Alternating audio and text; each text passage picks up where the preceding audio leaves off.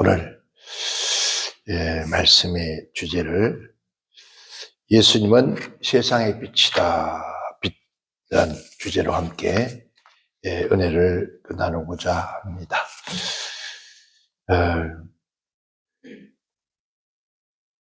요한복음 8장을 우리가 함께 읽었습니다.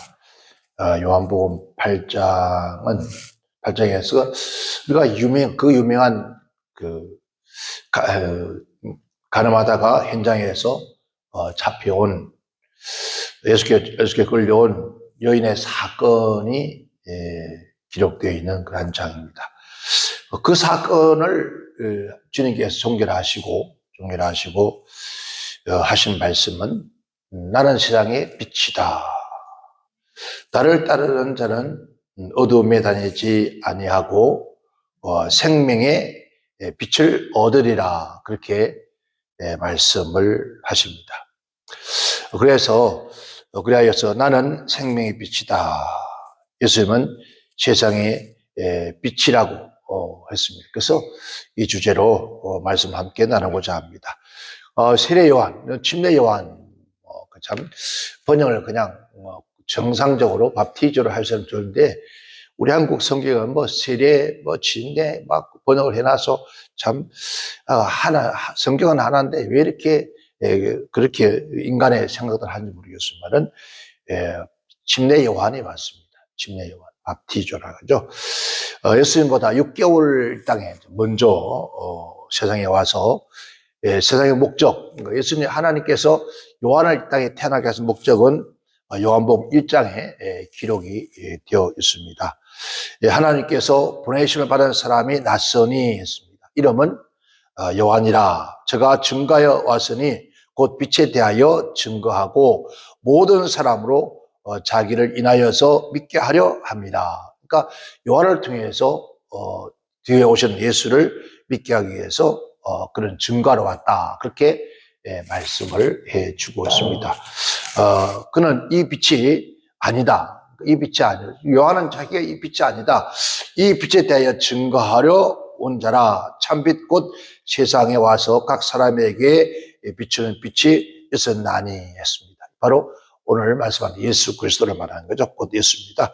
그 침례 요한은 이문은 예수님에 대한 증거, 빛에 대해서 증거하러 온 자라고 그렇게 말씀을 해주고 있습니다. 그러면은 예수님께서 참빛, 즉 생명의 빛으로 오셔서 어떠한 일을 하셨는가? 그리고 우리도 세상의 빛이 되었습니다. 세상의 빛으로서의 어떤 삶을 살아야 될 것인가? 라는 것을 우리가 함께 알고 깨닫고 그것을 실행하여 살아간다면은 주님이 십자가에 죽으시고 부활하신 것이 결국 헛되지 않는 그런 하나님의 자녀로서의 마땅한 아름다운 그러한 삶을 살아가게 될 줄 믿습니다. 첫째, 예수님께서는 어두움의 권세를, 즉 세력을 모두 정복하신, 즉 광명의 빛이시다 했습니다. 그러니까 어둠의 모든 세력을 정복한 광명의 빛이다 했습니다. 여기서 우리가 어둠이라는 것은 세상 주관자들이라 했습니다. 그러니까 어둠의 자는 세상 주관자들. 에베소 6장 12절에 말씀하기를 우리의 씨름은 혈과 육에 대한 것이 아니오 정사와 권세와 이 어둠의 세상 주관자들과 하늘에 있는 악한 영들에게 대함이라. 그러니까 바울 사도가 에베소 교회 성도들에게 하는 권면하는 말이, 우리의 싸움은 혈과 육에 대한 것이 아니다. 즉 어둠의 권세와 싸우는 것이다. 어둠의 권세. 이 어둠의 권세는 곧 하늘에 있는 악의 영들에 대한 우리가 싸움을 해야 된다. 그래서 누가복음 22장 53절에 내가 날마다 너희와 함께 성전에 있을 때 내게 손을 대지 아니하였도다. 그러나 이제는 너희 때요 어둠의 권세로다 하시더라. 예수님께서 이와 같이 어둠의 세력들, 어둠의 권세자는 바로 사단의 권세자이다. 그러니까 어둠의 권세는 사단의 권세다 했습니다.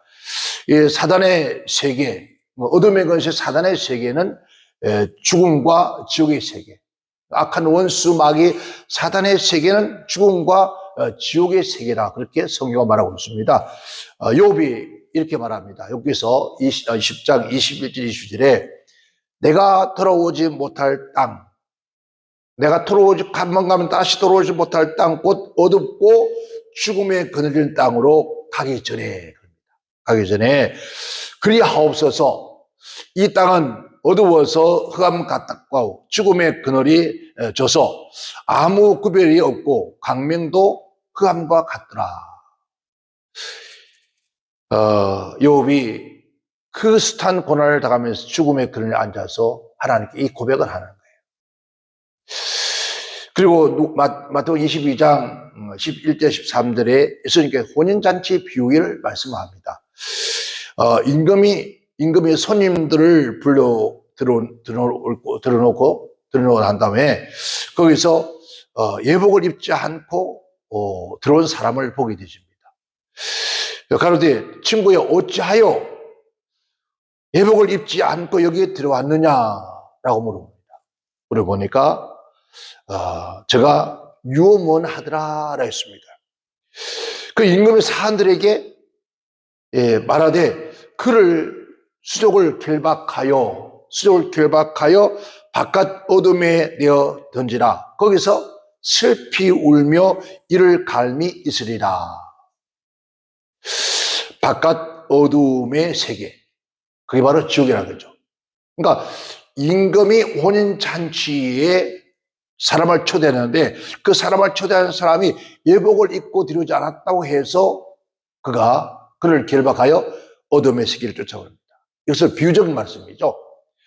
바로 유대인의 풍습은 이 잔치집에 들어가기 전에 이 잔치를 베푸는 주인이 모든 사람들에게 예복을 줍니다. 예복을 준비해서 그 예복을 다 입힌 다음에 잔치집으로 들어가게 하는데 이 사람은 그 예복을 입지 않았다 했습니다. 왜 입지를 않은지 모르지만은 어디로 들어왔는지 모르지만 입지 않고 들어와서 잔치에 들어왔다가 쫓겨난 비유의 얘기죠.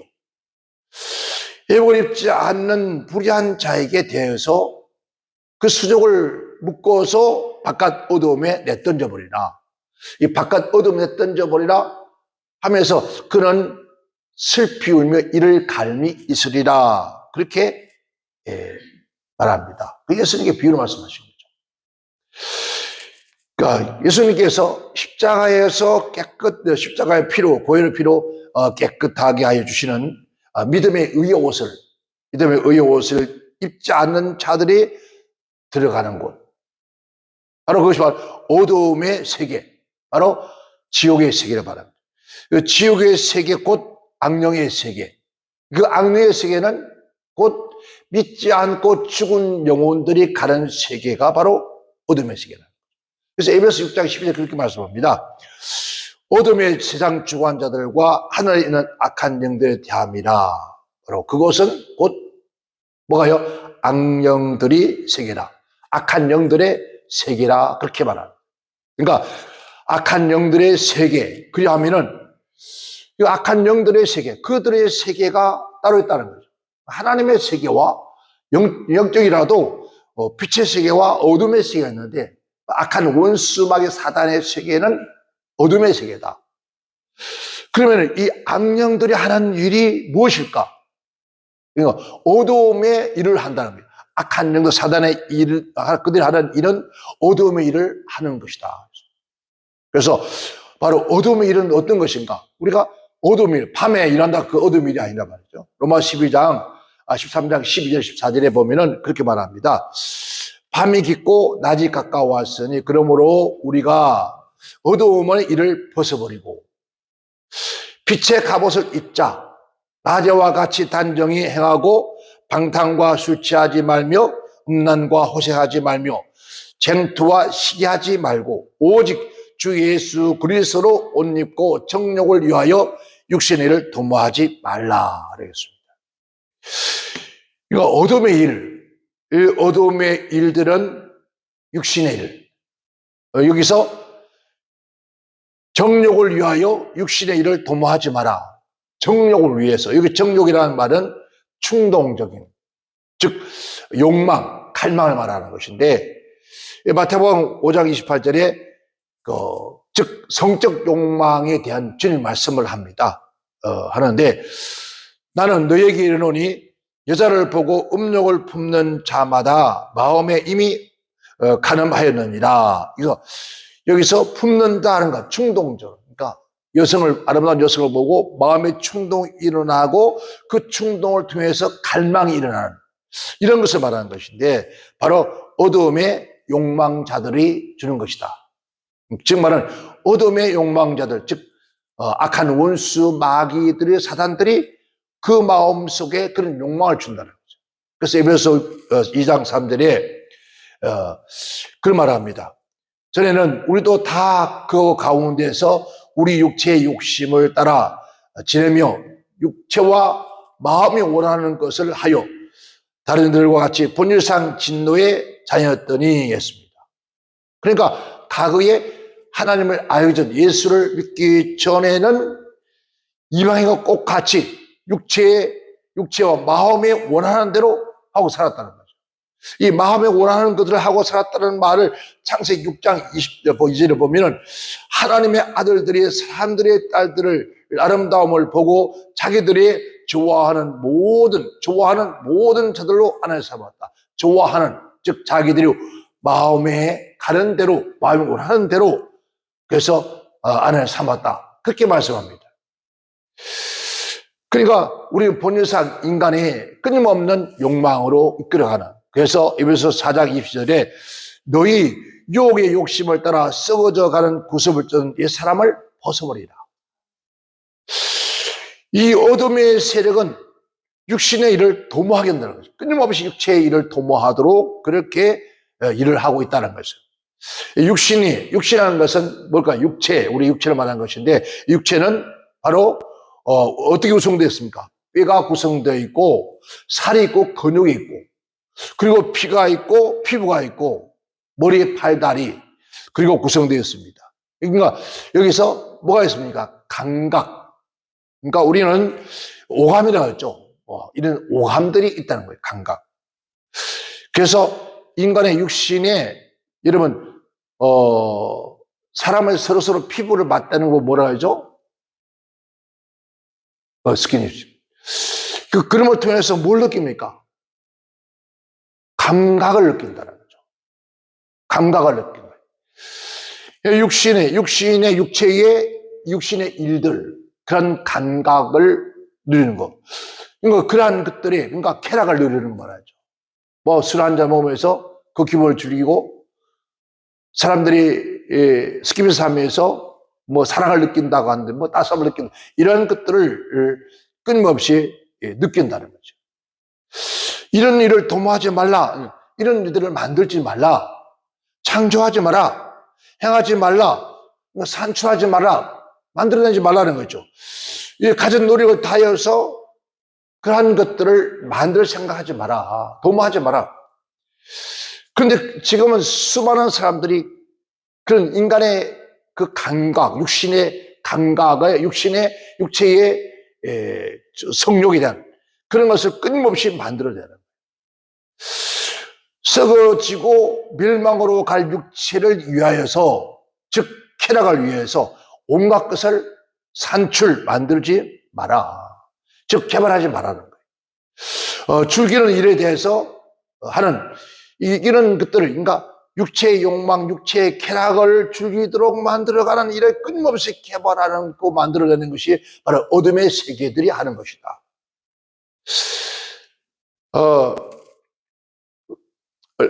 지난번에 평택에 성회를 갔지 않습니까? 갔는데 그 목사님이 그 숙소를 정해주면서 그 숙소를 정하는데 참 숙소 정하기가 참 묘하다고 그래요. 어렵다고 그래요. 그래서 왜 그러냐 물었더니 그 남성들은 좀 더 여성들은 더한 것 같아요. 그런데 여성들도 정말 하나님의 말씀과 진리와 성령 안에 사는 분들은 좀 그럴 것 같아요. 그러나 그렇지 못하고 세상 사람들은 그거 오히려 더 줄일 수 있습니다. 그런데 호텔 층층마다 이상한 물건들을 나이라고 팔더라고요. 그러니까 엘리베이터 열고 딱 들어가자마자 앞으로 전체 나이로 되어 있으니까 여성 목사님은 그걸 보기가 좀 민망하더라라는 그런 얘기를 하더라고요. 그래서 그런 소리를 안 들으면은 별 문제가 없습니다. 들으니까 나 역시 또한 도대체 뭐가 있길래 그런 소리를 했는가라고 생각이 되면서 엘리베이터 내리자마자 정말 앞에 보니까 나열이 되어 있는 거예요. 쫙 되는데 정말 상상을 할 수 없는 이상한 그런 물건들이 거기에 나열이 쫙 있어요. 어떻게 저렇게 만들어냈을까? 누가 저렇게 만들어냈을까? 참 기발나다. 여러분, 육신의 성욕을 위해서, 정욕을 위해서 이 어둠의 세계, 즉 악한 원수마귀 어둠의 일들이 하는 일들이, 그놈들이 하는 일들이에요. 이 사단 마귀가 하는 일들이 바로 그런 것들이에요. 끊임없이 만들어낸다는 거죠. 그런 일을 도모하지 마라. 그 어둠의 악한 영들에게 송두리째 우리가 영적으로 뒤집어 썼다고 그러잖아요. 뭐가 뒤집어 써 있어? 그러니까 이런 것에 뒤집어 써서 허망해진 인간들이 너무나 이 세상에 많다는 거죠. 그래서 에베소 4장 17절에 그렇게 말합니다. 그러므로 내가 이것을 말하며 주 안에 승관하니 이제부터 이방인이 그 마음에 허망한 것으로 행함같이 너희는 행하지 말라. 즉 이방인이 그 마음에 허망한 것을 행함같이 너희는 그렇게 하지 마라. 여기서 허망한 거 이 말은 뭡니까? 바로 공허한 거, 헛된 거, 무익한 거, 그리고 목적 없고 뜻 없는 것들, 무가치한 것들을 너희는 행하지 마라. 그건 다 아무런 소용없는 것이다. 그래서 로마서 1장 21절에 그 생각이 허망해지며 미련한 마음이 어두워진다. 그러니까 생각에 허망에 빠지고 하니까 마음이 어두워져서 분별하지 못하는 거예요. 옳고 그름을 분별하지 못한 죄 끊임없이 어둠의 세계로 가는 거예요. 그래서 여기서 마음이 어두워졌다는 말, 그러니까 마음이 어두워져서, 마음이 어두워졌다는 말은 빛이 없는 세계, 빛이 없는 세계는 곧 바로 어둠의 세계라는 거죠. 따라서 이 어둠의 세계는 어둠과 뭘 줄까요? 두려움과 공포, 그러니까 공허와 혼돈을 우리 마음속에 갖게 한다는 거죠. 그러니까 어둠의 세계, 이 두려움과 공포가 끊임없이 우리 마음속에 자리 잡고 있다는 거죠. 여러분, 마음이 어두워지면은, 그래서 악한 원수 마귀의 사단이 지배를 받고 뒤벼서 그 육신의 일을 도모하고, 그때는 즐겁고 행복해 보이고 그때는 너무 짜릿한 것 같지만은, 그러나 그곳을 벗어난 그 순간부터 시작해서 마음에 두려움이 온다는 거예요. 공포가 생기고 공허가 되고 혼돈된 마음이 생긴다. 왜 그럴까요? 제 아무리 배짱이 좋은 남자고 여자라 할지라도 여러분, 우리 마음이 어두워져서 잘못된 행동을 하고 돌아서는 그 순간, 만약에 어떤 어둠의 장소에서 나오는 그 순간, 아니 나오기 전에 벌써 그 마음이 뭐였을까요? 두려움과 바로 공포와 공허와 혼돈이 생긴다는 거예요. 이런 것들을 바로 우리가 마음이 어두워져서 일어난 것들인데 돌아서면 그건 두려움이 온다, 반드시. 그래서 예레미야 4장 23절에 내가 땅을 본 적 혼돈하고 공허하며 하늘들은 우르른적 거기 빛이 없으며 그곳은 어둠의 마음은 냉혹하더라. 어둠의 마음 냉혹하고 그리고 고통과 죽음과 심판만이 존재하더라는 거죠. 그러니까 이 땅에서 지금도 이 주일날 물론 코로나 시스템에서 예수 믿는 사람들이 건 40%가 예배당에 나오지 않는답니다. 예배당에 나오지 않고 집에서 물론 예배 드린다고 하지만 사실 그런 사람이 몇 사람이 있을까요?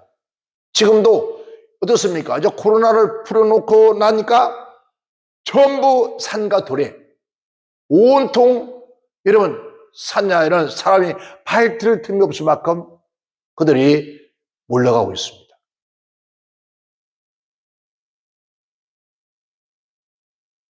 우리 인간의 마음이 어둠으로 찾아버리면 분별할 수 없게 되진다.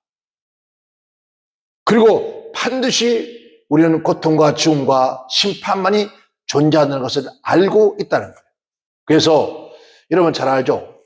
성철 스님이란 그가 그런 말을 했습니다. 사단이여 오시옵소서. 나는 당신을 존경하며 예배합니다.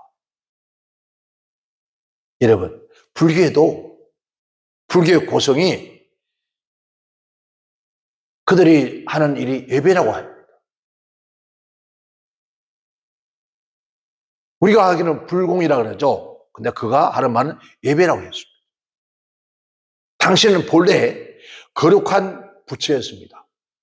누가요? 사단이. 분명히 사단은 어둠이랬습니다.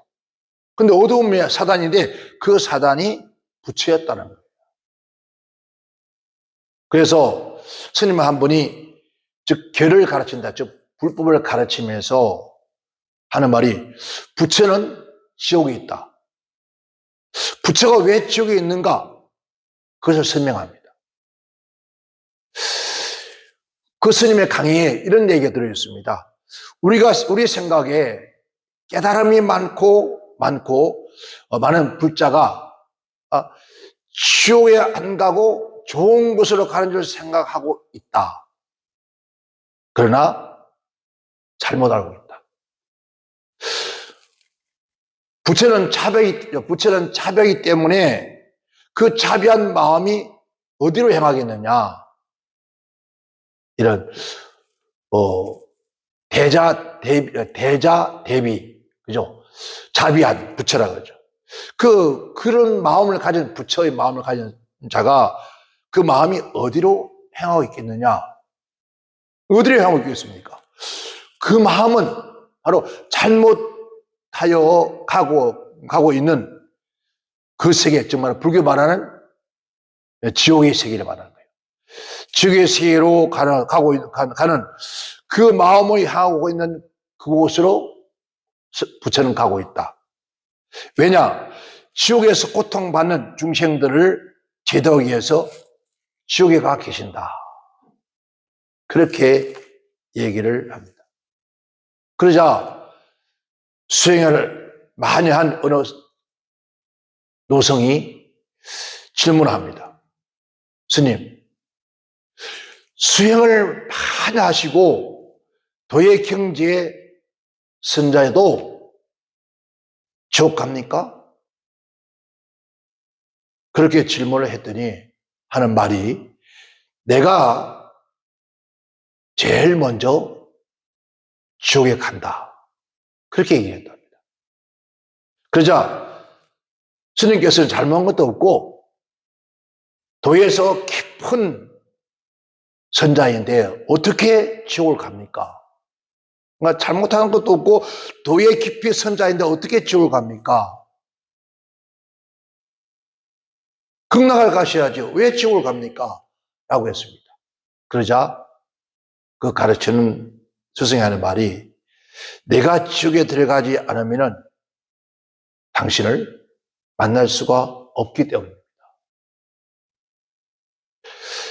당신이 지옥에 가는데 내가 어떻게 극락에 갈 수가 있겠는가?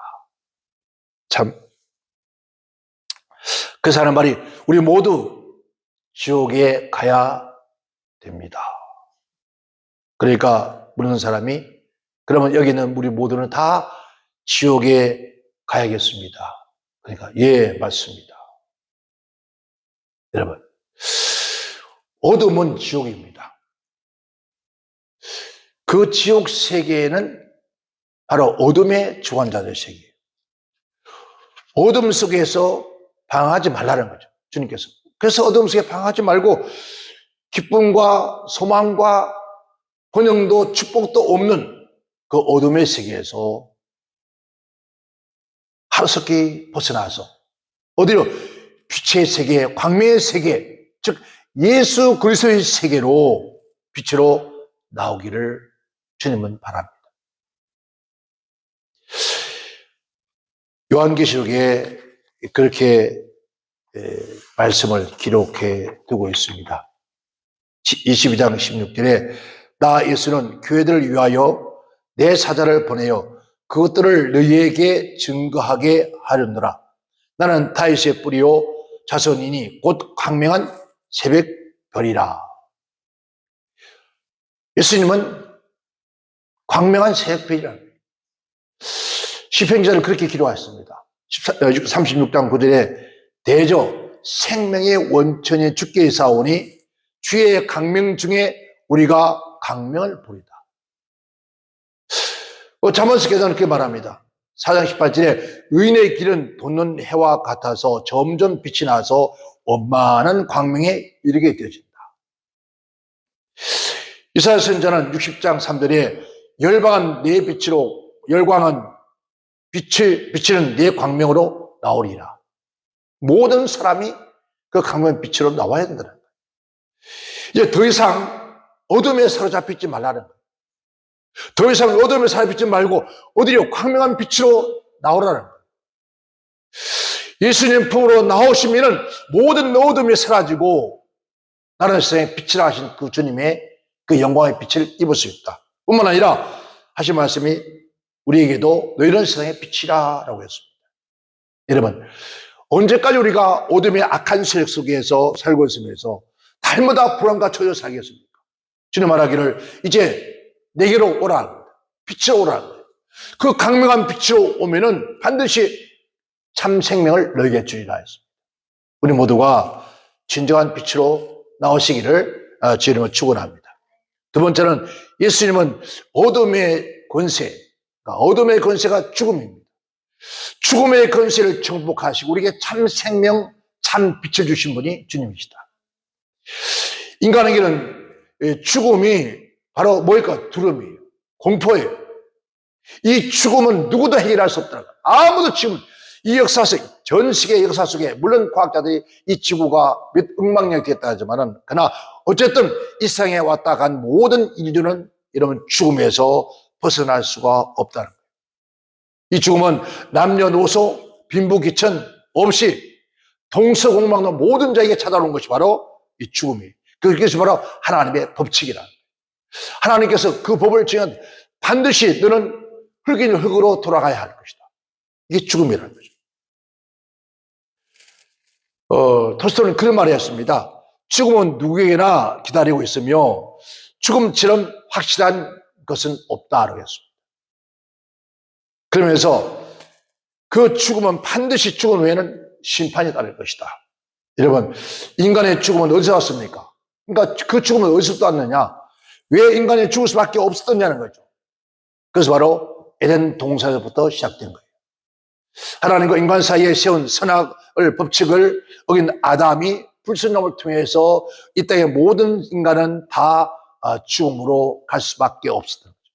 그래서 히브리 기자는 9장 27절에 한 번 죽는 것은 사람에게 정한 것이요 그 후에는 죽음이 있다. 반드시 심판이 있다는 거예요. 이 세상에서 누구도 죽음을 해결할 수 없다는 거예요. 여러분, 스카가 나이 80세 2월 28일 날 해가 늦춰가는 그때 그가 이 세상을 떠나갔습니다. 그들은 하는 말이 뭐라고 하죠? 입적했다 그런 말을 하죠. 그런데 그가 마지막 죽으면서 한 말이 있습니다. 죽으면서 산불을 얘기하는데 그 산불 가운데 하는 말이 세 번째 불이 그리 끄는 불이었습니다. 그는 삼세 중생 제도 불능이라 그런 말을 그가 합니다. 하는데 하는 말은 이 말은 석가가 깨어진 도중에 하나가 즉 말하면 과거 현재 미래를 통치하고 제도 해보려 했으나 아무리 해보려 했으나 자기 자신의 부족한 능력으로는 도저히 불가능하더라. 과거, 현재, 미래. 그래서 또 제가 하는 말이 나를 믿지 마라. 나는 신이 아니다. 라고 했습니다. 난 하나의 인간에 불과하다. 그래서 나도 죽을 수밖에 없다라고 그렇게 했습니다. 이런 그가 생로병사 때문에 그 귀한 왕의 자리라는 것을 버리고 나왔잖아요. 이 죽음, 과거, 현재, 미래에 어떻게 인간이 할 수 있는 것이 아무것도 없다. 왜? 나는 신이 아니기 때문에. 그러나 오직 예수 그리스도만이 여러분 해결할 수 있는 것이 바로 죽음이라는 거예요. 죽음. 첫사람 아담은 에덴부터서 인류에게 영원한 죽음을 가져왔지만은 그러나 둘째 아담 예수는 그가 십자가에서 달려 죽음을 통해서 모든 인류에게 바로 생명을 주셨다는 거예요. 이 마지막 아담 예수는 그 갈보리 십자가에서 높이들 피움을 통해서 우리에게 영원한 생명을 주었습니다.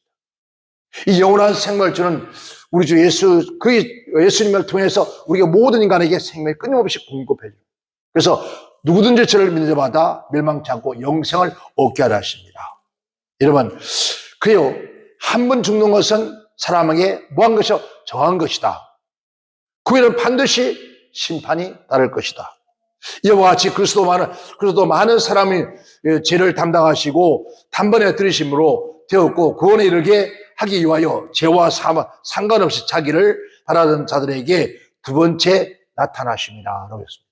요한복음 8장 12절에 예수께서 또 일러 가라사대 나는 세상의 빛이니 나를 따르는 자는 어둠에 다니지 아니하며 생명의 빛을 얻으리라. 예수님은 우리에게 뭘 준다고요? 영원한 생명의 빛을 주신다. 요한복음 6장 35절에 예수께서 가라사대 내가 곧 생명이니 생명의 떡이니 내게 오는 자는 결코 죽지 아니하리라. 알터요 나를 믿는 자는 영원히 목마르지 아니하는 것이다. 그러니까 예수님은 우리에게 영원한 생명의 떡으로 생명의 빛을 오신 거예요. 고린도전서 15장 53절에 이 썩어질 것을 불가로 썩지 않을 것으로 입겠고 이 죽을 것은 죽지 않을 것으로 입으리라. 이 썩을 것이 썩지 않음을 입는 것이 이 죽은 것은 죽지 않을 것으로 입을 때에 사망의 이김이 삼킴이 된 바가 어디냐 기록된 바 말씀을 응하리라 했습니다. 그러면서 할 말이 뭐라 해서 55절에 사망아 내 이김이 어디 있느냐 사망아 내 쏘는 것이 어디 있느냐 사망에 쏘는 것은 죄요 죄의 권능은 율법이라 했습니다.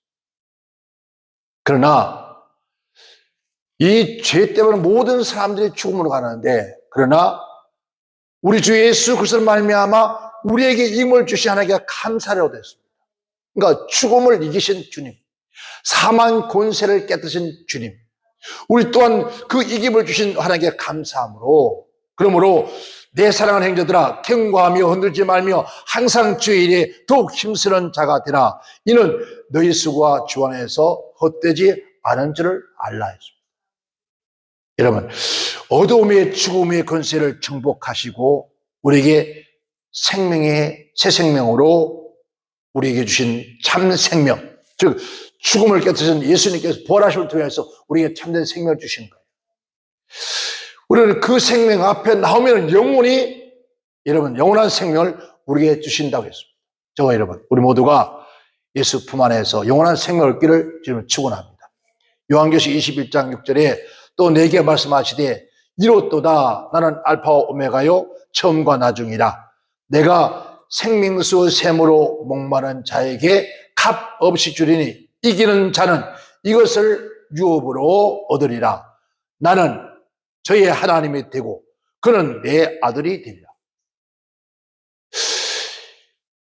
그러나 두려워하는 자들과 믿지 아니하는 자들과 흉악한 자들과 살인하는 자들과 음해하는 자들과 수격들과 우상 숭배자들과 모든 거짓말하는 자들은 불과 유황으로 타는 불에 참여하리니 이것이 둘째 사망이다. 여러분 왜 예수를 믿는다면 어둠에서 벗어나서 빛으로 왔고 죽음에서 생명으로 옮겨진 하나님의 자녀들이 여러분 살인하고 음행하고 술객과 우상 숭배를 한다면은 이런 가짜예요. 거짓말하는 자들과 이런 자들은 반드시 어디요? 불과 유황불에 던져질 것이다. 예수님께 비유하신 말씀처럼 예복을 그들에게 그가 그 잔치집에 쫓겨나 어둠의 바깥 어둠 이를 갈며 슬피우는 것처럼 여러분 예수를 믿는다고 하면서 하나님의 자녀로서의 마땅한 빛의 삶을 살지 아니한다면 그 사람은 빛의 자녀가 아닙니다. 처음부터 빛의 자녀가 아니기 때문에 그들은 끊임없이 어둠을 향하고 다닙니다.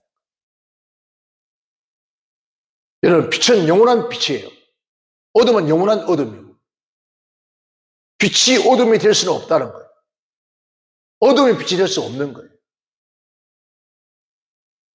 그런데 여러분 빛의 자녀라고 하면서 끊임없이 어둠의 일을 추구해 간다면 이 사람은 빛의 자녀가 아니라는 거예요.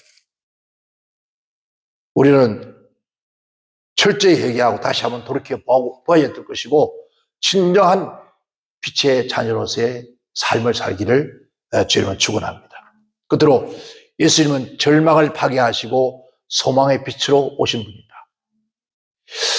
이 세상에는 점점 소망의 빛이 하나 둘 등불이 꺼져가고 있습니다. 그리고 절망과 공포 속으로 몰아가고 있는 것이 이 세상입니다. 여러분 인류의 생명은 무차비 얼마나 지금 짓밟고 있습니까? 앗아갑니다. 그것이 악한 자의 역사다. 지금 이 세상은요 무엇으로? 알코올, 마약, 전쟁, 기근, 지진, 계질 여러분 이 온갖 이게 바로 지옥의 저주 속으로 이끌어가는 사단의 최후의 세계다. 요즘은 신종 마약이 나왔어요. 지금 전 세계가 지금 엄청나게 비상이 걸렸어요. 특별히 우리 한국은 더한다. 이 신종 마약은 요즘 같은 그런 마약이 아니에요. 이런 모든 심지어 무치, 무향 냄새 나지 않는 거예요. 그러니까 음료수에도 커피에도 과자에도 빵에도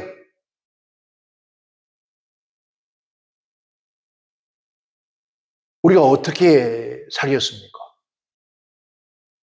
이러면 악한 세력들이 이 온 인류의 생명을 어둠의 세력을 침묵하기 위해서 그 엄청난 계략을, 즉 아까 육신의 일을 도모하는 거, 엄청난 일을 창조해내고 만들어내는 시대.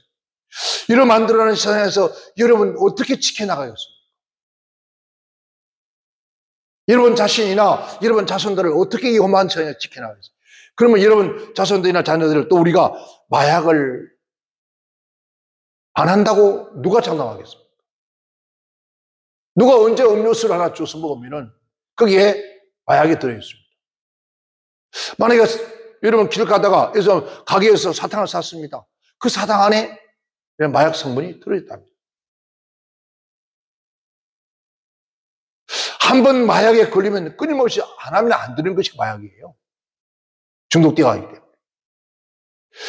이게 악한 원수막이 사단의 최후의 세계, 최후의 세계에 타락하면서 여러분 하여 전후 좌우 할 것 없이 태풍처럼 몰려오는 태풍처럼 몰아치는 이런 비극 속에서 여러분 이 슬픔의 소용돌이 속에서 몰아치는 이 강풍, 이 종말의 세계에서 우리가 어떻게 믿음을 지켜나갈까요? 정말 무서운 그런 세상입니다. 그러나 진정 믿음의 삶, 하나님의 삶 백성들은 그렇죠.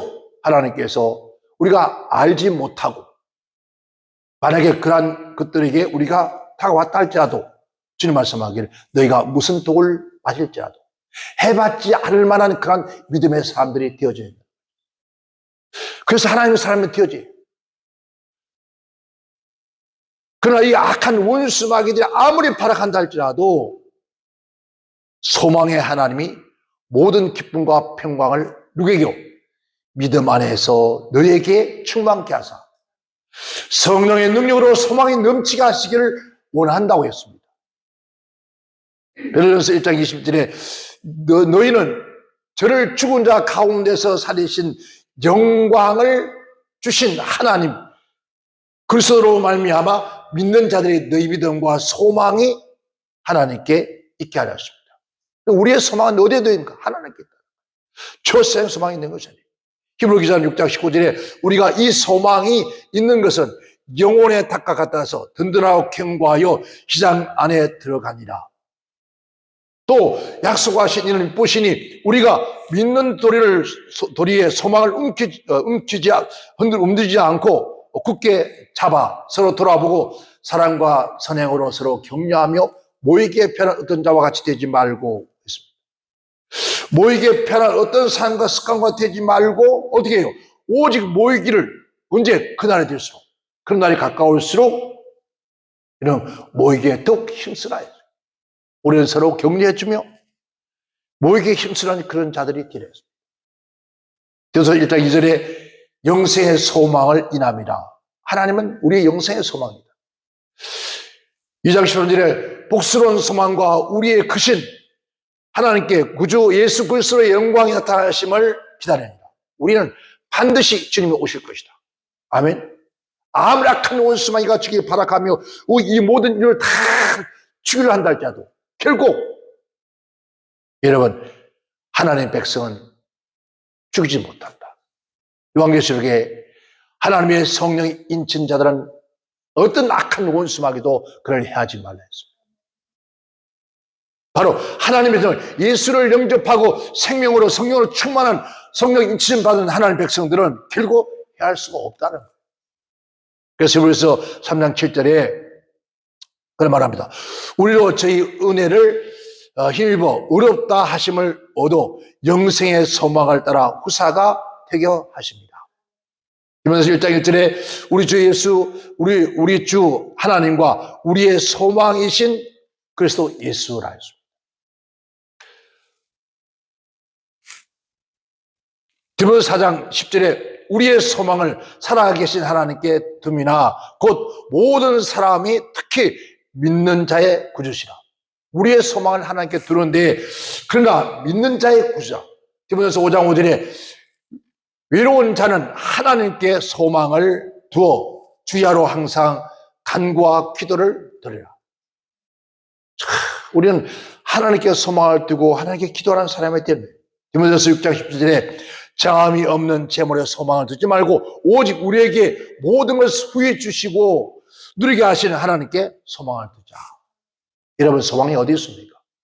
우리의 소망은 하나님께서. 아멘. 그래서 1장 23절에 너희가 믿음에 거하고 터 위에 굳게 서서 너희 들은 바 복음의 소망에서 흔들리지 아니하면 그리고 이 비밀을 너희 안에 계신 그리스도니 곧 영광의 소망입니다.